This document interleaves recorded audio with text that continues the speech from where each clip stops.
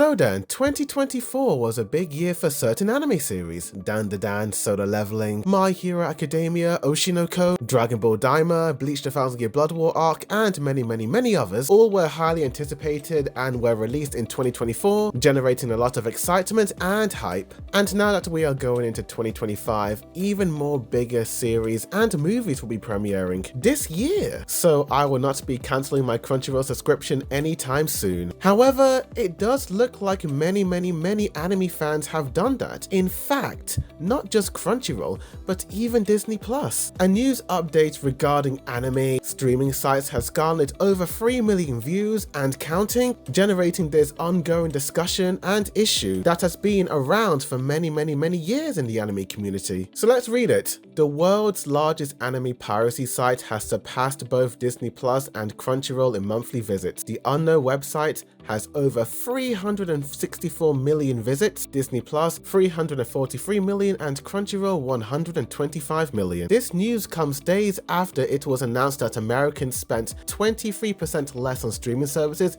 in 2024. And why is this? Why is this happening? Why are more people choosing to watch anime on torrent websites? Why not support Crunchyroll, Disney Plus, Netflix, and all these other services that have anime? Well, there are 3 main reasons, so let me break down why people are choosing to spend less on streaming services and have goals and aspirations to be the next pirate king. Number 1, price. I think this is the obvious one. It's the price. It does not help that every single year Netflix, Disney Plus, and even Crunchyroll to an extent keep raising their prices. The cost of living these days is truly insane. Imagine having Crunchyroll, Disney Plus, Netflix, Amazon Prime, Hulu, HBO Max / Sky Now TV, Apple TV, and you're paying all of that on a monthly base just to watch your favorite TV shows and movies. You are looking at almost $90 or pounds per month. Heck, that could even be higher, considering the fact that you have to pay your internet. Why pay all that money when you can just go on an anime torrent site that pretty much has all your favorite anime series on there in a similar-ish quality? Yes, Netflix and Crunchyroll are official websites and they do offer 1080p resolution, but at the end of the day, these are streaming websites. They compress the video format. When I was doing my TV versus Blu-ray comparisons, 3 episodes worth of content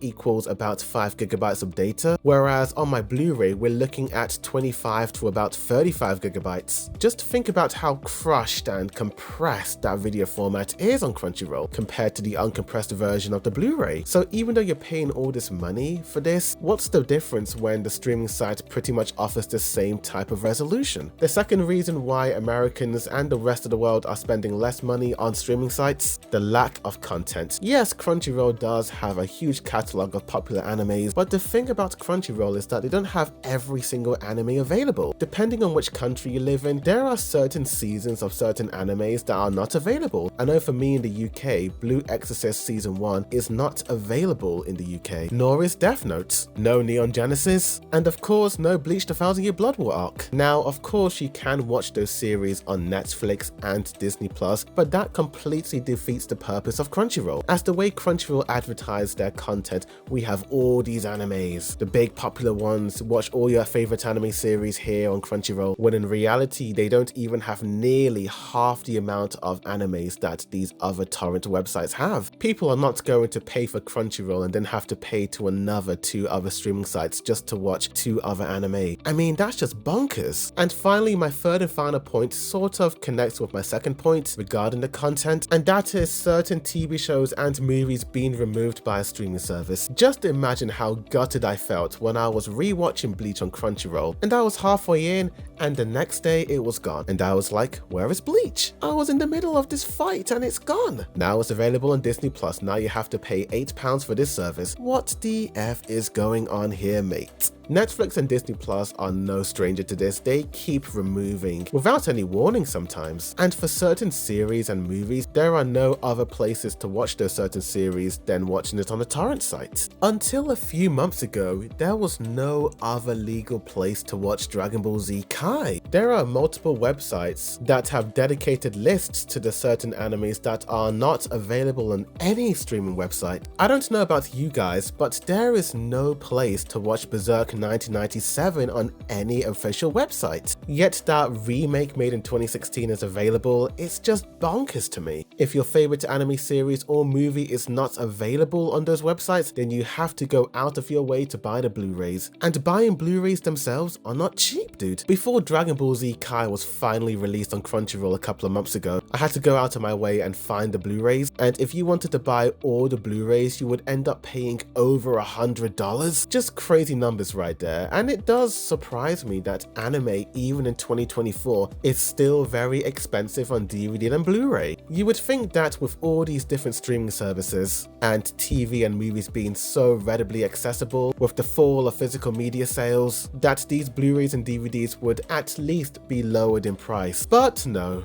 You still end up paying a hefty sum of money. In all honesty, that isn't a bad thing, as you do support the animation studio, making sure the animators do get paid and higher quality animations do continue to get made. And I don't mind that. I do love supporting anime and manga however I can, whether it's buying the DVDs, the Blu-rays, the merch, or watching a legal website. I would do my best to support it. But when I do look how much it eventually costs, I have to be realistic. Is what I'm buying worth the price? In some cases, yes. In some cases, no. In the entire year, Crunchyroll was the only streaming website that I was using consistently. Yes, I would use Netflix and Disney Plus from time to time, as well as Now TV and Prime, but it was really Crunchyroll that I was using. I saw no point in subscribing to other services that I don't use on a regular, and I do believe that a lot of people are starting to do that as well. And I'm not the only one who thinks that. A lot of people in the comment sections of these posts all agree that streaming prices are becoming ridiculous. Certain shows and movies becoming censored at times, certain content being removed, not having the content on your streaming website that people want to watch, as well as raising their prices. People are starting to get fed up and are now heading towards the high seas. Overall, I do find this news update to be quite ironic. A couple of months ago, I did make a video talking about how major pirate websites were being shut down.